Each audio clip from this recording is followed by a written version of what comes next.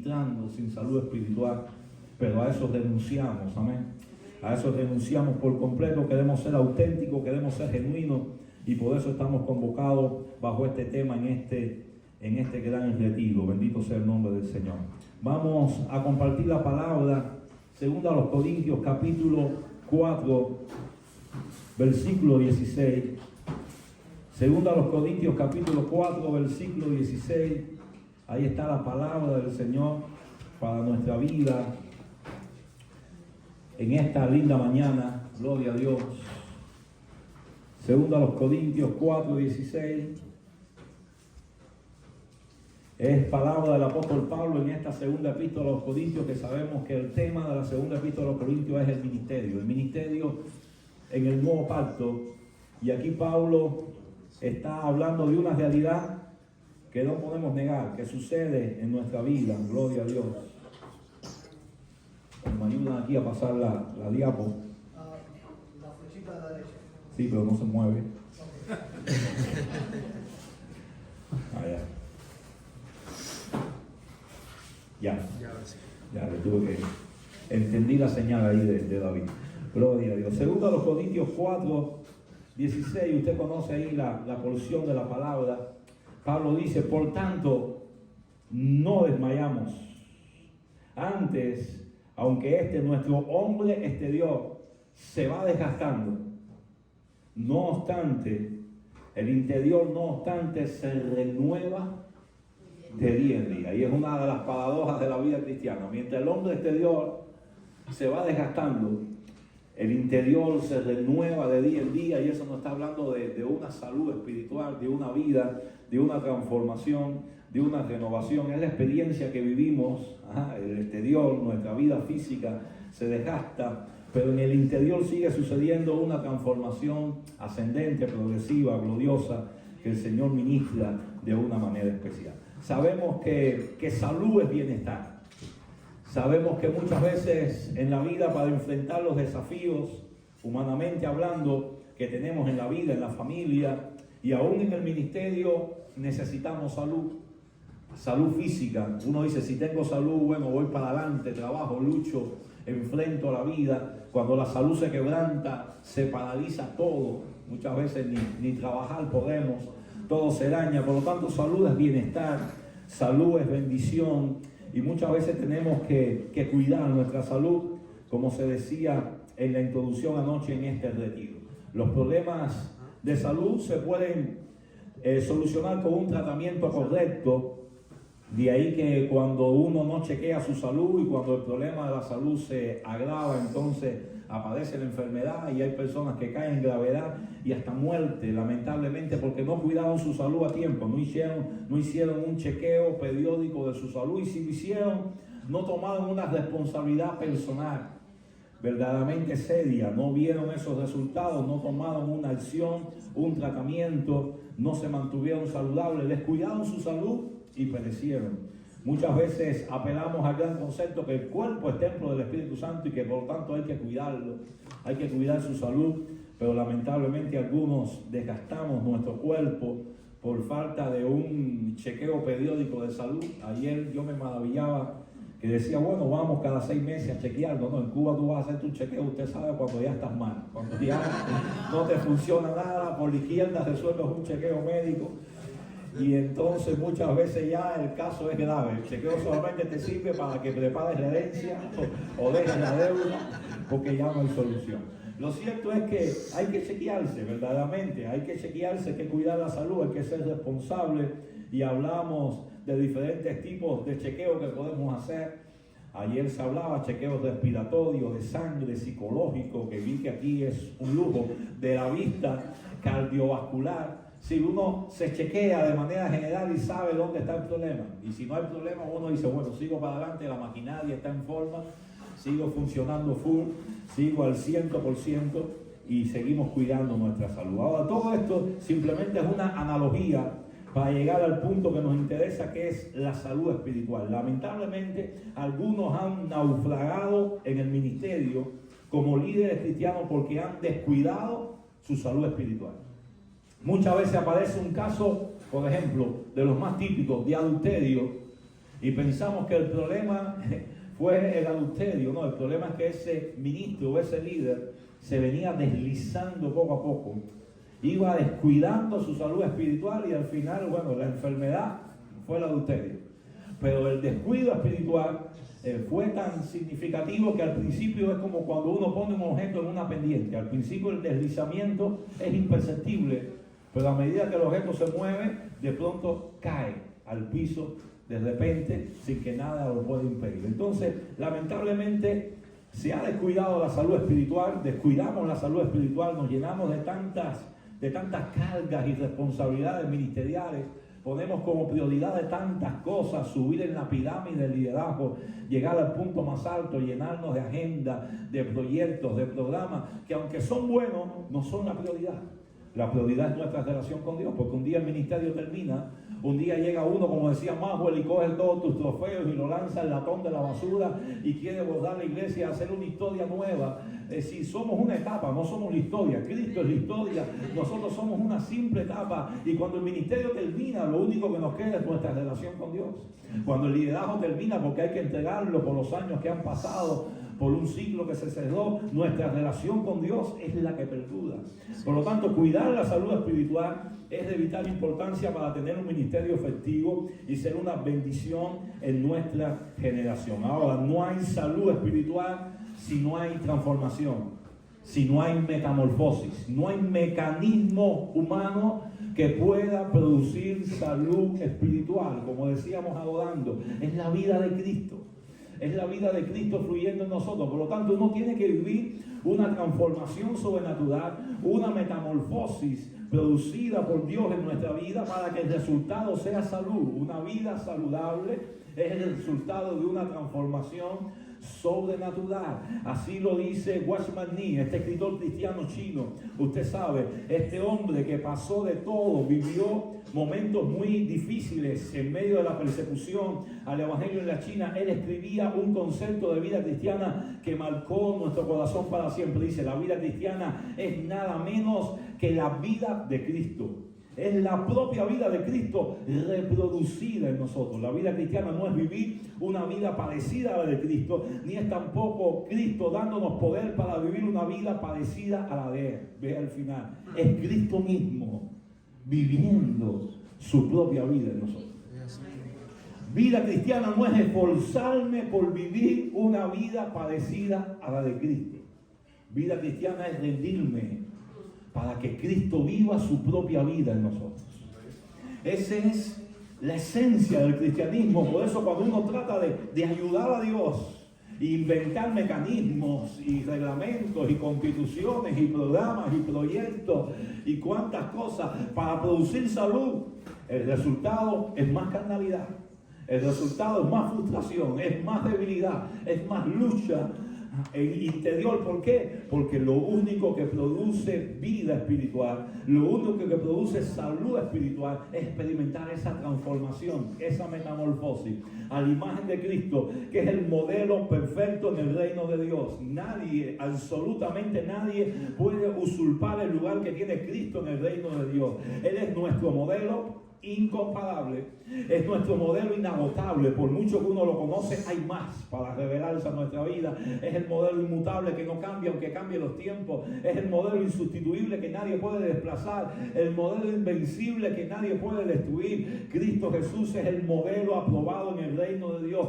Por lo tanto, si uno quiere tener vida espiritual y si uno quiere tener un ministerio efectivo, hay que vivir una metamorfosis a la imagen de Cristo. Hay que experimentar una transformación a la imagen de Cristo. Hay que entender que la meta suprema de nuestra vida cristiana es vivir esa transformación a la imagen de Cristo Jesús. Esa es la meta suprema. La meta suprema no es ser un gran ministro, ni ser un gran líder, ni ser un super apóstol, ni un ultra profeta, ni un mega pastor, ni un archievangelista, ni un hiper maestro. No, la meta suprema de nuestra vida cristiana es que Cristo sea formado en nosotros, o que la vida de Cristo esté fluyendo en nosotros. Hoy tanta gente buscando plataforma, posición, popularidad, prosperidad en el ministerio, y han enfocado eso como la meta suprema de su vida. Todo eso hay que tenerlo por basura para ganar a Cristo. Señor, la posición, el liderazgo que ocupo simplemente es una oportunidad de servir como lo dicen sus pullovers. Es una oportunidad de rescatar almas, de dar de gracia lo que de gracia he recibido. Es una oportunidad que tú nos concedes por tu misericordia de ser útil en tu reino. Pero la meta suprema por la cual existo, la meta suprema por la cual vivo, por la cual sirvo, por la cual ministro, es que Cristo sea formado en nosotros y que esa transformación siga siendo activada en nuestra vida para producir vida y vida en abundancia, como Dios lo promete en su palabra. Esta gran declaración está respaldada a la luz de la Biblia. Hay Biblia, suficiente Biblia para decir que la transformación progresiva a la imagen de Cristo es la meta suprema en el reino de Dios. Hay Biblia.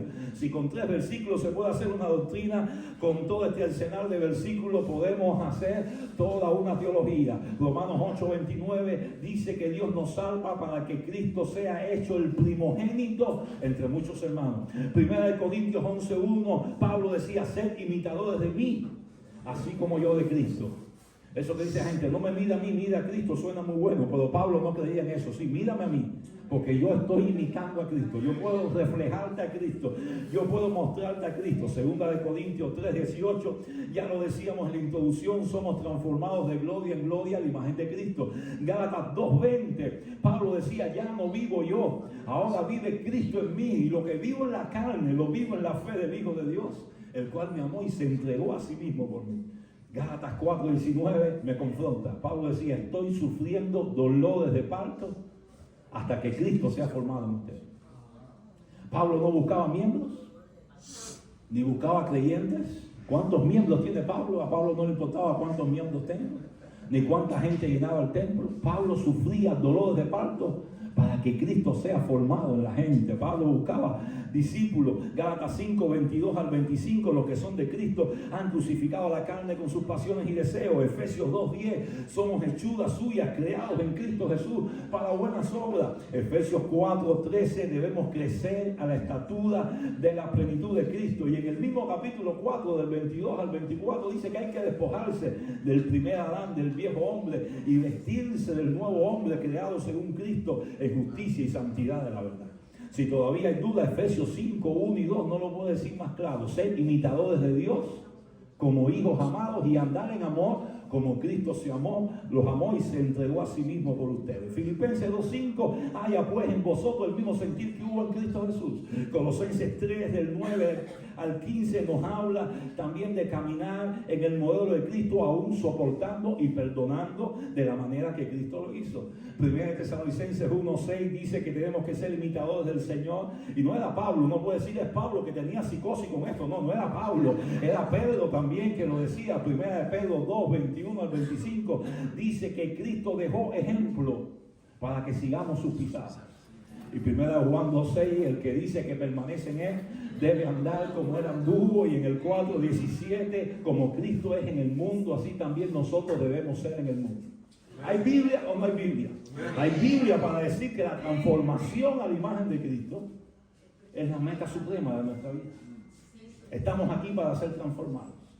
Estamos aquí para que Dios siga incentivando en nosotros, intensificando esa metamorfosis, esa transformación. Es para todos, es universal, es una experiencia universal. Por eso en 2 Corintios 3:18 y Romanos 2:2, la palabra transformación, metamorfosis, aparece en plural, primera persona del plural, porque no es para los escogidos, no es para los predestinados, no es para los superungidos, no. La transformación, la metamorfosis es la experiencia de todo aquel que ha nacido de nuevo y ha entrado en el reino de Dios. Todo aquel que ha entrado en el reino de Dios tiene que experimentar esa transformación. Es una experiencia progresiva. Por eso aparece en presente continuado. Es de gloria en gloria. Es una obra que no termina. Por mucho que uno ha sido transformado, todavía Dios quiere transformarnos más. El modelo de Cristo es inagotable. Y es sobrenatural. Por eso aparece en voz pasiva. Porque no nos podemos cambiar nosotros mismos. El Espíritu Santo tiene que hacer la obra. Yo no me puedo cambiar. Oh, voy a buscar técnicas para controlar mi ira. Y tengo técnicas ya. Y te funciona la primera vez, la segunda vez, pero la cuarta vez explotó la ira mucho más que anterior. Y ya cuando tú pensabas que te ibas a graduar del diploma de mansedumbre, todo se vino abajo. ¿Por qué? Porque uno con carne no puede crucificar la carne. Es el Espíritu de Dios el que hace la obra en nosotros. Es la transformación sobrenatural del Espíritu Santo la que ministra de una manera trascendental a nuestra vida. Por lo tanto, entonces esta paradoja que nos dice 2 Corintios 4:16, uno la vive, la tiene que vivir. Si tiene una vida saludable, uno la tiene que vivir. El hombre exterior se va desgastando. Y esa es la herencia que hemos tenido del primer Adán. Se va desgastando, uno se va poniendo viejito, empiezan los achaques, empieza el pastillero, empieza cuantas cosas, ya uno no puede hacer lo mismo. El pastor me decía, vamos a jugar ping-pong. Yo juego ping-pong y ya yo no veo la pelota, ya no es igual. Si antes me ganaba, ahora me aplasta. Ya no es igual, gloria a Dios. El exterior se va desgastando, ya capacidades no son las mismas, pero el interior se renueva de día en día. Esa gente que llega viejito en la vida cristiana y termina amargado, criticándolo todo, todavía llevando cargas del pasado, ahí no hay una vida saludable. Pero ese ancianito que llegó al final y ve la vida en retrospectiva y dice, Dios fue fiel, y fulano, y aprendí de esta experiencia, aquel que me aplastó me enseñó entonces Dios a perdonar, y usa toda esa experiencia para invertirla en otra, para derramarla en otro, para que otros entonces puedan caminar más rápido, más ligero y aún llegar más lejos. Ahí hay una vida saludable. Y yo pienso que ese es el gran desafío. En un mundo enfermo, tener una vida espiritual saludable. En una iglesia semi-enferma, para no ser tan radical. Hablando de la Iglesia Universal de Cristo, yo pienso que la iglesia necesita un avivamiento, un Pentecostés de restauración. En una iglesia que se ha enfermado por tantas cosas del mundo, vivir una vida saludable es un gran desafío. Y ahí nos llama Dios. Ahí nos llama Dios. Por eso este pensamiento de Francis Frangipane siempre ha impactado nuestro corazón. Los sucesos de nuestra vida cristiana no terminan a la semejanza de Cristo. Nuestra vida cristiana ha quedado incompleta. Fui reverendo, fui reverendísimo, fui súper reverendo, pero el propósito de Dios quedó incompleto. La victoria del cristiano comienza con el nombre de Jesús en los labios cuando uno lo invoca para salvación, pero se consuma con la vida de Jesús en el corazón.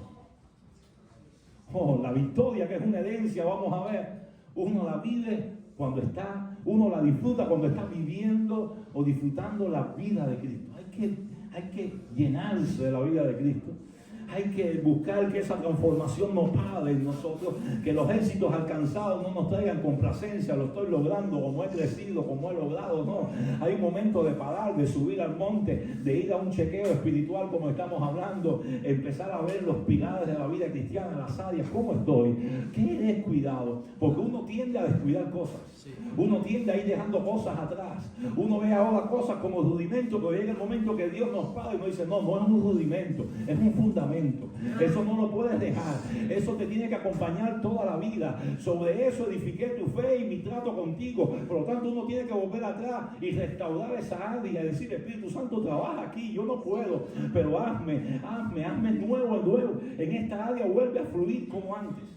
Y ahí viene la obra trascendental del Espíritu Santo, usando lo que tenga que usar para producir vida saludable, lo cual va a generar un ministerio efectivo. Por eso, hermanos, es un gran desafío, como les decía, conservar una vida espiritual saludable en medio de estos postreros tiempos. No soy profeta, ni hijo de profeta, pero sí te aseguro que a medida que avancen los años va a ser más difícil ser un cristiano saludable. El mundo va de mal en peor. El mundo va al abismo. Ya se habla de la Agenda 2030 como el marco para un nuevo orden mundial, y uno ve el cumplimiento profético acelerado. El mundo va a eso. Nos queda poco, uno está haciendo planes para 40 años, pero yo creo que allá el mundo no llega. Quizás somos la generación que se va con el Señor, o quizás nuestros hijos serán esa generación. El tiempo apremia y uno tiene que llenarse de vida espiritual, porque ser verdaderamente un hijo de Dios, un discípulo de Cristo en este tiempo, escucha esto, es un milagro. Un milagro que un paralítico se levante, un milagro que un ciego vea, un milagro que un mudo hable. Bueno, un milagro ser un discípulo de Cristo en el siglo XXI, con tanto bombardeo de las tinieblas, con tanta seducción del mundo, con tanto entretenimiento, con tanta vida cristiana torcida dentro de la casa del Señor. Ser un discípulo de Cristo que está viviendo una metamorfosis, que tiene una vida espiritual saludable. Mira, declárate que eres un milagro del cielo por la gracia del Señor.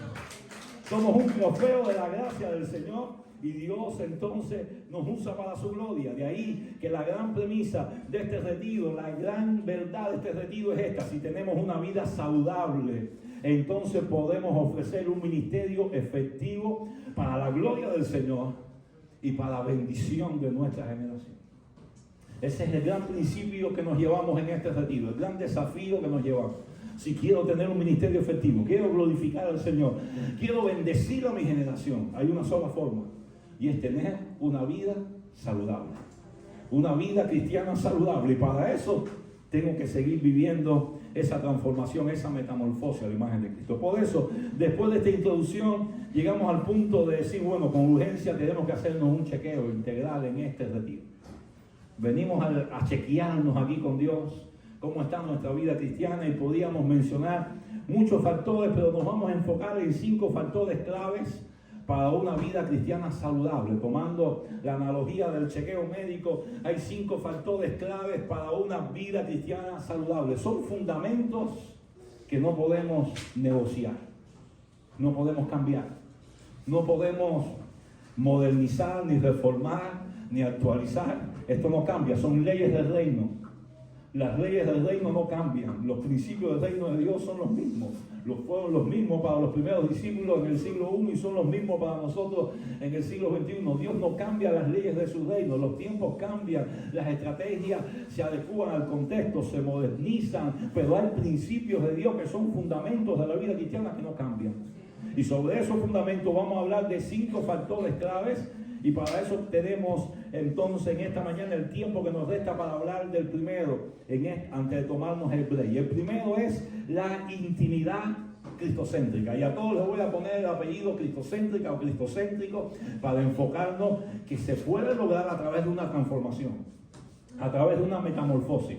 Los consejos que podamos compartir vienen a la luz de la palabra, pero tienen que ser producidos por el Espíritu Santo en nosotros. Lo primero es la respiración, como decíamos, hay que respirar. Lo primero que nos hacen en el médico es que nos escultan, nos dicen, no, los pulmones también, estás respirando bien, no hay asma, tienes fuerza respiratoria. A mí me pusieron un aparatico aquí, increíble, 96%, y estoy vivo. Increíble cómo va la tecnología, gracias varón. Lo primero es chequearse, ¿ve? La respiración. Por lo tanto, vamos a empezar por aquí hablando de intimidad. El aliento espiritual fluye de la intimidad con Dios bajo la plenitud del Espíritu Santo. Cuando Dios creó al hombre, usted sabe, Génesis capítulo 2, versículos 7 y 8, sopló sobre el hombre y fue el hombre un ser viviente. Pero me gusta mucho que cuando Cristo resucitó, se le apareció a sus discípulos y sopló sobre ellos. Y le digo, recibid el Espíritu Santo. Porque Cristo no sopló sobre ellos antes y había caminado 3 años con ellos. Es que hasta ese momento Cristo no había muerto, no había resucitado. Ahora la obra estaba consumada. Ahora ellos sí podían recibir la plenitud del Espíritu Santo, el aliento de vida espiritual y vivir esa transformación a la imagen de Cristo. Lo primero para tener una vida saludable es intimidad. Hay que tener intimidad con Dios. Y cuando te hablo de intimidad, no te hablo de orar y leer la Biblia. Hay quien odia y lee la Biblia todos los días y es más religioso que el Papa. No te estoy hablando de eso. Cuando te estoy hablando de intimidad, estamos hablando de otro concepto. Recordemos que la vida cristiana es un pacto. Hay que ver la vida cristiana como un pacto. La palabra pacto relacionada con Dios aparece 285 veces en toda la Biblia, en ambos testamentos. Hasta la Biblia se divide en Antiguo Pacto y Nuevo Pacto, Antiguo Testamento y Nuevo Testamento. La palabra verí, la palabra que nos están hablando de una relación de intimidad. Una relación de intimidad que implica primero un compromiso incondicional. Cuando uno está en pacto con Dios, uno está comprometido incondicionalmente. Señor, puedes hacer con mi vida lo que tú quieras. Te voy a seguir y te voy a servir. Esa ha sido tu decisión. Venga lo que venga, Señor, te voy a seguir y te voy a servir. Es cuando uno, no es que te entrega un papel, que Dios te entrega un papel con todo lo que va a hacer con tu vida y tú lo lees y dices, sí, me conviene lo que tú vas a hacer con mi vida. hay proceso, pero hay progreso al final, yo firmo, estoy de acuerdo. No, eso es un contrato. Te estoy hablando de pacto. Pacto es coger la hoja en blanco, el Señor te extiende la hoja en blanco, y uno, sin saber lo que es el contenido, uno tiene que firmar abajo. Decirle, Señor, estoy comprometido, puedes hacer con mi vida lo que tú quieras, llena el papel, procésame, actúa en mi vida. Eso es compromiso incondicional. Venga lo que venga, Señor, te voy a seguir y te voy a servir dependiendo de tu gracia. De ahí que es una entrega total. No es entregar una parte, esto es todo o nada. Vida cristiana es todo o nada. De ahí que hay gente que no disfruta la vida cristiana, que le martiriza ser cristiano. No disfrutan el mundo y tampoco disfrutan la vida cristiana. Es un martirio vivir así. Ajá. Porque se han entregado en parte, y esto no es en parte, esto o lo entregas todo para recibirlo todo, o no entregas nada. Fue cuando vino el joven rico, usted sabe, el joven rico, un diezmador tremendo, el tesorero que me hacía falta, el patrocinador para el ministerio. Él quería la oferta, pero no quería la demanda. Él lo quería todo.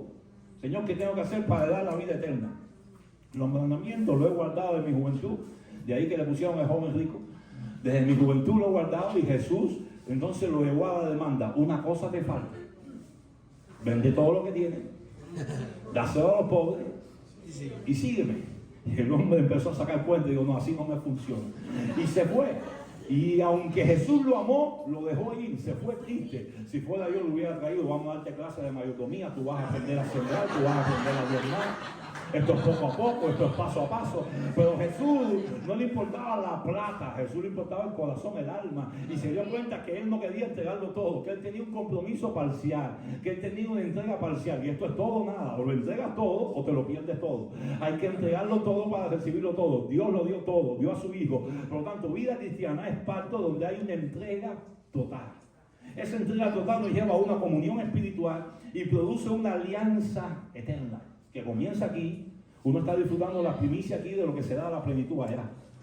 Ajá, no me puedo meter en ese tema, pero vida cristiana, vida eterna que ya tenemos, no que vamos a tener. Ya es una posesión presente, es que uno está disfrutando aquí la plenitud, lo que va a disfrutar allá. Es como que te están invitando a un banquete la semana que viene. Dice, oye, un banquete con todo pagado, va a ser un banquete, pero para que tú te prepares, mira, te traen una bandeja con un poquito de cada cosa. Mira, ve probando, ve gustando. Estas son las primicias. Imagínate cómo va a ser el banquete. Por eso la Biblia habla de gustar de los poderes del siglo venidero. Vida cristiana saludable, gustar de los poderes del siglo venidero. El gozo que voy a experimentar allá, ya lo empiezo a disfrutar aquí. La paz que voy a tener allá, ya la empiezo a vivir aquí. La victoria que hay allá, ya la empiezo a disfrutar aquí. Es disfrutar por adelantado, ¿eh? Es una alianza que comienza aquí pero termina en la eternidad. Entonces, donde queremos llevar el pensamiento en este primer punto es que pacto, alianza, es intimidad. El Salmo 25:14 dice la comunión íntima de Jehová. La comunión íntima, otra versión dice la amistad de Dios. La comunión íntima de Jehová es con los que le temen y a ellos hará conocer su pacto. Qué profundo David. David, un hombre adelantado a su tiempo. En la ley habló cosas que eran para la gracia y aún para la eternidad. Dice, la comunión íntima de Jehová es con los que le temen y a ellos dará a conocer su pacto. Y cuando vemos ese versículo y vemos el propósito que trajo Jesús a la tierra, fue establecer el nuevo pacto que había sido profetizado por Jeremías y que era para Israel y para Judá, no era para los gentiles. Israel se endureció, el pacto entonces se abrió a los gentiles. Nosotros que no éramos pueblo, ahora somos pueblo. Nosotros, que estábamos sin misericordia, ahora hemos alcanzado misericordia. Dios nos hizo cercanos por la sangre de Cristo y entramos a disfrutar el nuevo pacto que marca una diferencia con el antiguo en muchas cosas, pero en esta de intimidad también. En el antiguo pacto la manifestación del Espíritu Santo era selectiva y era temporal. Era sobre algunos líderes del pueblo de Israel, reyes, profetas, sacerdotes, y era temporal. El Espíritu Santo venía y se iba. Venía y se iba. De ahí que cuando usted lee sobre Sansón, 3-4 veces el Espíritu Santo vino sobre él y se iba. Pero en el nuevo pacto, la manifestación del Espíritu Santo, ahí está toda la Biblia que no podemos revisar por el tiempo, pero después usted puede estudiar y usted la conoce. La manifestación del nuevo pacto es universal, es para todos y es permanente. El Espíritu Santo vino a ser morada en nuestros corazones. comprendemos la profundidad de esa verdad, de que el Espíritu Santo vive aquí adentro. 24/7 está aquí adentro. Muchas veces tenemos la onda pentecostal que vamos al culto para que baje la paloma. Y la paloma está revoloteando y no baja, no se posa, y que baje la paloma, y hay que sudar para que baje la paloma. Pero eso no es bíblico. Yo creo que hay un momento que Dios derrama su gloria, que Dios inunda el lugar. Yo creo que hay derramamiento del Espíritu Santo, pero eso no anula la gran verdad que el Espíritu Santo está aquí. Donde uno vaya al trabajo, donde uno se mueva, el Espíritu Santo está aquí. Cuando uno se congrega, uno trae Espíritu Santo. Hay Espíritu Santo aquí adentro. Por lo tanto, el Nuevo Testamento o el Nuevo Pacto nos da una provisión impresionante, y es poder disfrutar una amistad íntima por medio del Consolador, por medio del Espíritu Santo. Y eso fue lo que Jesús le dijo a sus discípulos en aquella última cena en el aposento alto, antes de ir a la cruz. Juan capítulo 13 al 17, le habló de la promesa del Padre. Le dijo, os conviene que yo me vaya. Si me voy, el Consolador no viene, pero cuando venga, Él estará con vosotros. Él morará en vosotros, estará dentro, será el Consolador, el ayudador, el Paracleto, aquí es llamado a nuestro lado para ayudarnos. Y de ahí que en ese contexto Jesús le habla a ellos de identidad, y le hace entender, además de hijos de Dios que son, además de siervos de Dios que son, el Señor quiere que ustedes sean amigos de Dios. Todos somos hijos por nuevo nacimiento, por redención. Muchos son siervos porque se comprometen con el servicio. Pero ¿dónde están los amigos de Dios en esta generación? ¿Dónde está la gente que entra en el secreto de Dios? Que no solamente, de eso hablamos creo que en el campamento interior, visita el lugar santísimo, sino que vive en el lugar santísimo. Una cosa es visitar y otra cosa es vivir. Una cosa es ser visitante, como mi esposo y yo, que sabemos que el 20 de junio volvemos para nuestra isla. Una cosa es ser visitante y otra cosa es ser residente. Usted está confiado aquí, usted ni le importa cómo está el pollo. Mi primera pregunta con mi hijo, ¿cómo está el pollo? El visitante se preocupa, pero el residente tiene otro estatus. Entonces, hablando espiritualmente, una cosa es ser visitante del lugar santísimo. De tiempo en tiempo la presencia me coge, la gloria me toca, me estremezco, lloro, me erizo. Y otra cosa es saber que hay una comunión, que hay una amistad, que hay una confraternidad permanente con el Espíritu Santo, que estamos disfrutando las bendiciones del nuevo pacto, que estamos caminando en ese anhelo por la presencia de Dios diario, permanente, genuino, donde quiera que estemos. Como que no hay que ir a un culto a conectarse, que uno vive conectado, que uno habla y te sorprenden hablando solo. Los muchachos, tus hijos te dicen, está bien. Pero ellos no entienden, van a entender mañana con ese legado de fe que tú le vas a transmitir, pero tú estás cocinando y estás hablando con el Espíritu Santo. Amén. Eso no es locura, eso no es fanatismo, eso es amistad. Vas a tomar esta decisión, vas a ir allá. Eso es comunión, eso es intercambio. De ahí que Pablo estaba hablando de una llenura continua. Efesios 5:18, de una llenura continua, de una llenura constante, de una plenitud. El verbo en griego está hablando de una experiencia que no termina, que es inagotable, siendo lleno continuo del Espíritu Santo. Es como un vaso, usted coge un vaso, gloria a Dios, y ahí está el vaso. Cuando uno viene a Cristo, el vaso está boca abajo. Antes de uno venir a Cristo, el vaso está boca abajo. Tú le viertes agua y no la recepcionas. Estamos en una posición alejados de Dios. Pero cuando uno viene al Señor, el Señor nos cambia de muerte a vida, nueva criatura, limpia el vaso y nos pone en posición correcta y vierte su vida, vierte su agua viva. El vaso empieza a coger nivel, gloria a Dios, pero llega un momento que Dios quiere que ese vaso no solamente rebose, sino que se desborde, porque lo que está cayendo no cesa, no para. Es inagotable. y se desborda. ¿Y para qué se desborda? Se pierde, no, para que otros vasos vacíos que están al lado se llenen, para que otros sedientos beban. Oh, Dios quiere hacernos vasijas de honra, donde se desborde su vida, donde se desborde esa presencia del Espíritu Santo, esa unción que no es mecanismo humano, ni eclesiástico, ni pentecostal. Es una comunión, es una amistad, es una vida, es algo que uno no puede provocar ni producir, pero que uno sí tiene que cultivar y cuidar. Uno tiene que cuidar esa amistad con Dios. Uno tiene que cultivar esa amistad íntima con el Espíritu Santo. Por lo tanto, una gran pregunta en este punto, en este primer factor que estamos chequeando en esta mañana, es cómo podemos cultivar una amistad íntima con el Espíritu Santo. Si tuviéramos tiempo, como anoche hacíamos grupos para debatir. Pero el tiempo avanza. Pero quizás siempre aquí en Rescate hay gente así que se lanza, valiente. Si te hicieran esa pregunta, ¿cómo podemos cultivar una amistad íntima con el Espíritu Santo? ¿Qué responderías? En vez de grupo, vamos a hacerlo así para que todos se edifiquen. ¿Qué tú responderías? ¿Cómo yo puedo cultivar una amistad íntima con el Espíritu Santo? Ya sé que es el Consolador, ya sé que es la promesa del Padre, ya sé que vive en mí, ya sé que está aquí adentro, lo sienta o no lo sienta, me suena el corazón o no me suene. No solamente el domingo que el culto está bueno, el lunes, el martes, el miércoles que ya uno está afanado en la semana, Él está ahí, Él está ahí adentro, Él no se ha ido, no se va el lunes y regresa el domingo, oh, Él está ahí adentro. Ahora, ¿cómo puedo cultivar una intimidad, una amistad íntima con el Espíritu Santo? Práctica, comunicación, siempre pensando que Él está con uno todo el tiempo, estando consciente de su presencia en todo tiempo, una relación, buscando tiempos de calidad a solas con el Espíritu Santo, Constancia. una constancia, Conociendo a Dios. buscando conocerle, verle en su palabra. Bueno, ¿cómo es el Espíritu Santo? ¿Qué hace el Espíritu Santo? ¿Cuál es la obra del Espíritu Santo? Mira, es imposible tener amistad con alguien y no hablar. Dos amigos sentados juntos mirándose. Eso no funciona cuando dos amigos se encuentran, o cuando dos amigas, sobre todo amigas, se encuentran. El mundo se paraliza.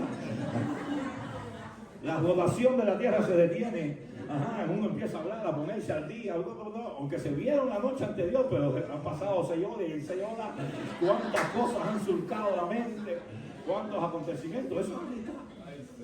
Ahora, si uno lo puede hacer así con un prójimo, ¿cuánto más con el Espíritu Santo que está ahí? Cuando no hay nadie, Él está. Cuando no está el cónyuge, Él está. Él está presente. Esa amistad hay que buscarla, hay que cultivarla. Y es un factor clave para tener salud espiritual. No hay salud espiritual si no hay intimidad. Por eso lo ponemos en primer lugar. Hay que respirar la vida de Dios. Esa amistad, usted sabe, la palabra koinonía, comunión. La Biblia habla en 2 Corintios 13:14 de la comunión del Espíritu. El amor del Padre, la gracia del Hijo, la comunión del Espíritu, los 3 recursos insustituibles del nuevo pacto que alimentan nuestra vida cristiana. Y cuando habla de comunión, usted sabe, la palabra koinonía significa amistad, significa intercambio, colaboración, intimidad, confraternidad. Es decir, es una relación que fluye en 2 direcciones. Es una relación que fluye de aquí hacia allá y de allá hacia acá. Es algo que se comparte, que se disfruta. Es un intercambio mutuo, una confraternidad. Por lo tanto, hay consejos a la luz de la palabra. Vamos a la palabra, no a lo que diga nadie, a la Biblia. A la luz de la palabra hay principios para cultivar esa amistad con el Espíritu Santo y vivir una vida cristiana saludable. El primero es reconocer la personalidad divina del Espíritu Santo. Como decía algunos, conocer al Espíritu Santo. Reconocer que el Espíritu Santo, hermano, es una persona. Hay que tratarlo como una persona. No es una fuerza, no es una influencia, no es una unción que me coge y me estremece. No, es una persona. Tiene mente, tiene emociones, tiene voluntad, es divino, es eterno, es omnipotente, es omnipresente. Es todopoderoso, pero hay que tratar al Espíritu Santo como una persona. ¿Por qué muchas veces no tenemos intimidad con el Espíritu Santo? Porque no le damos el trato de una persona. Simplemente lo vemos como una unción que nos capacita, una unción que nos llena. Señor, voy a cantar tu unción, voy a predicar tu unción, voy a salir a la calle a rescatar almas, tu unción. Pero el Espíritu Santo sí, produce unción, pero es más que unción, es una persona. Es el Consolador, el que ha venido a vivir dentro de nosotros. Por lo tanto, en segundo lugar, hay que compartir cada vivencia diaria con el Espíritu Santo. Todo lo que vayamos a hacer, desde levantarnos y darle los buenos días, hasta acostarnos y decir, ayúdame en el sueño. Cada vivencia diaria hay que compartirla con el Espíritu Santo. Voy a aquella gestión, Espíritu Santo, ve conmigo, dame palabras, dame gracia. Voy a tomar esta decisión, Espíritu Santo, guíame, que es lo mejor. Aunque yo no lo entienda, guía mis pensamientos, mi decisión. Viene la tentación, Espíritu Santo, ayúdame a vencer, a no mirar, a no hablar, a no tomar lo que es mío. Oh, es decir, es vivir esa intimidad. Voy a hablar de esa vida, Espíritu Santo. Dame palabras, o vas en lo tuyo y de pronto eres tan sensible a la presencia del Espíritu Santo que te dice, detente, vida para la derecha, únete a ese cargo y habla de ese hombre que está a punto de suicidarse. Eso es amistad. Es compartir una vivencia.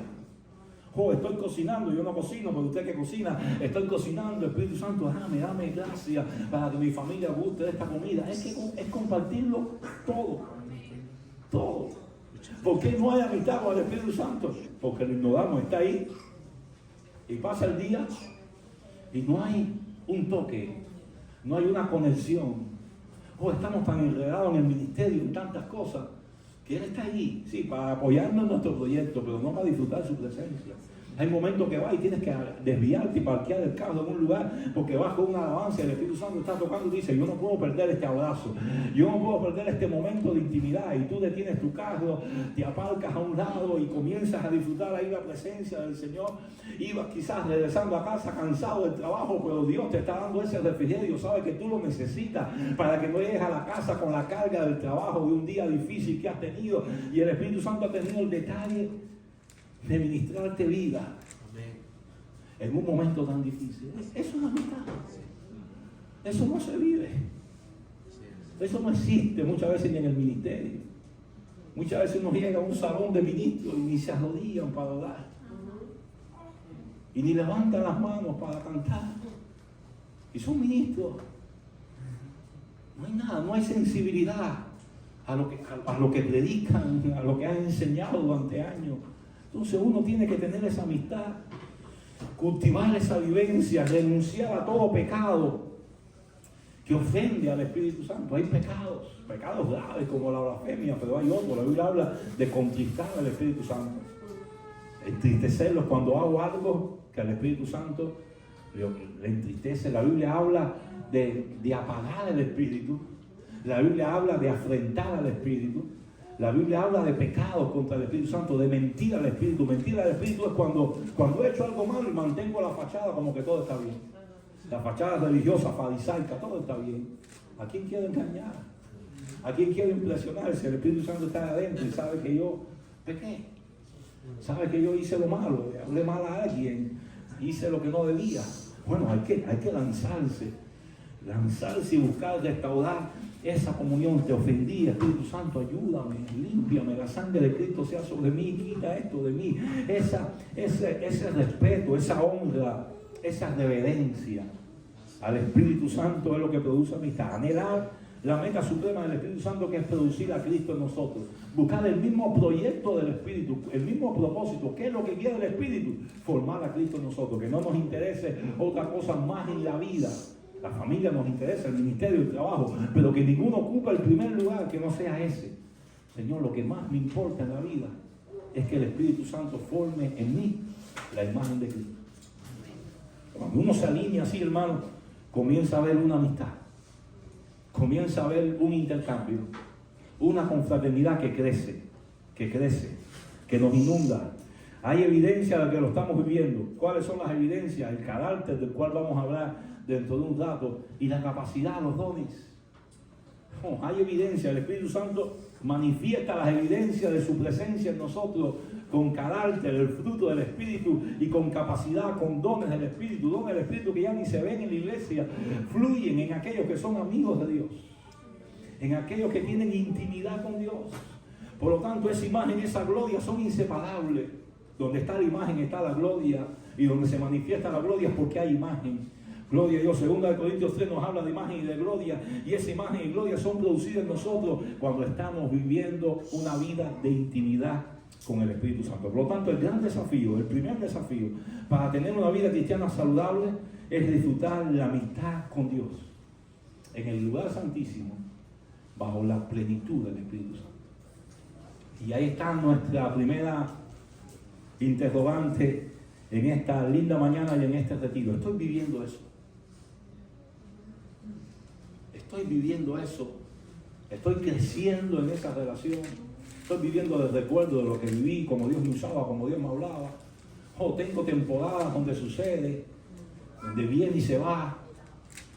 ¿O estoy verdaderamente viviendo una relación con el Espíritu Santo que crece, que cada día me impresiona, que Dios te habla en cada detalle, que Dios te ayuda a entender lo que hay que cambiar? Este hombre reconocidísimo, Billy Graham, decía: dobla las rodillas y ora hasta que tú y Dios sean amigos íntimos.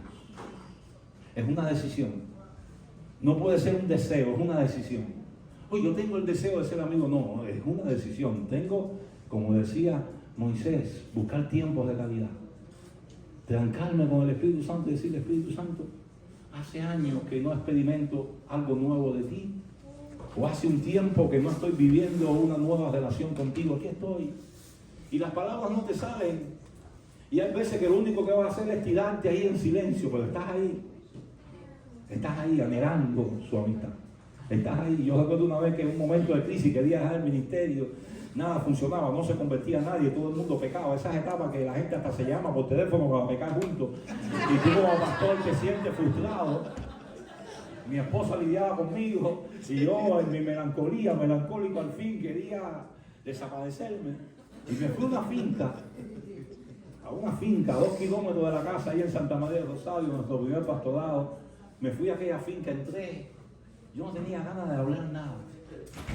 Y, ¿sabes? Como pentecostal al fin, traté de forzar las cosas ahí en la finca, empecé a caminar, a ver si las lenguas se activaban. No había gasolina, no había nada.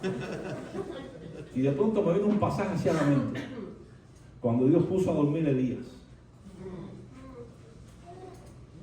Yo digo: bueno, ¿será que lo que tengo que hacer es acostarme a dormir? Y era tan fuerte la impresión que efectivamente cogí mi mochila, puse mi Biblia debajo ahí de la almohada, me acosté debajo de aquel árbol y me dormí. Dormí. Cuando desperté, como a la hora y pico, estaba tan agotado que dormí, no sentía nada. Cuando desperté me sentía en pecado. Oye, yo vine a buscar a Dios aquí y me he dormido 1 hora y media. Y me siento así, no sabía cómo romper el hielo con Dios, me quedé dormido. Pero para que usted vea, le cuento esto para que usted vea cómo trata el Espíritu Santo. Y de pronto, hermano, de pronto, algo me dijo que cogiera la libreta que yo llevé para anotar si Dios me hablaba. Y abrí la libreta. Y como nunca antes en mi vida, empecé a escribir. Lo que venía a mi mente empecé a escribir. Era como un dictado del cielo. No escuché voz audible. Yo no escuché voz audible, ni vi ángeles, ni pasó nada. Pero era una impresión: escribe. Era sobre Cuba, sobre el trato de Dios con Cuba, sobre las generaciones. Era una cosa impactante que marcó mi vida. Por eso digo, yo para irme de Cuba tengo que tener algo así. Porque Dios ministró a mi vida de una manera tan impresionante que marcó mi corazón. Era ahí. Y cuando yo terminé aquello, así, sin provocar nada, sin hacer nada, la presencia de Dios me inundó. Y yo, para bajar de aquella montaña, de aquella finca, a las 6 de la tarde, casi 7 de la noche, cayendo la noche, me costaba trabajo. Porque era como que Dios se sentó ahí a decir: estamos compartiendo los secretos del corazón. Te estoy compartiendo el propósito que tengo. No contigo, no, con una generación, con una nación que está en crisis, en tinieblas. Y ahí, en la intimidad de su presencia, por eso uno dice, cuando hay momentos que uno tiene que parar, y uno tiene, como decía él, separarse, irse aparte, hacer provisión. Aquí no es difícil, mira, ahí está el frigo lleno. Ajá. Coman y beban, que yo me voy 24 horas, 72 horas, no sé, me tengo que ir. Hay algo que no está funcionando, que tiene que reactivarse. Hay algo que quizás he ofendido al Espíritu Santo que tengo que arreglar. Y allí, sin lugar a dudas, Dios llegó primero. Dios nos está esperando. Y aunque al principio sea una batalla, al final va a ser un deleite. Al final la presencia de Dios va a traer deleite, porque Dios, más que nosotros, está interesado en ser nuestro íntimo amigo, en tener una amistad íntima bajo los vínculos del pacto. Por lo tanto, ¿cómo está nuestra intimidad con Dios? ¿Estamos viviendo eso? Y si no lo estamos viviendo, hoy es el día para reenfocarnos y decir, aquí hay un primer factor clave si quiero tener una vida saludable. Es más que orar 15 minutos, es más que leer la Biblia todos los días, es más que leerme un salmo como diazepam para dormir. Es buscar la intimidad de la presencia de Dios y ser amigo íntimo del Espíritu Santo. Amén. Inclina tus rostros en esta mañana.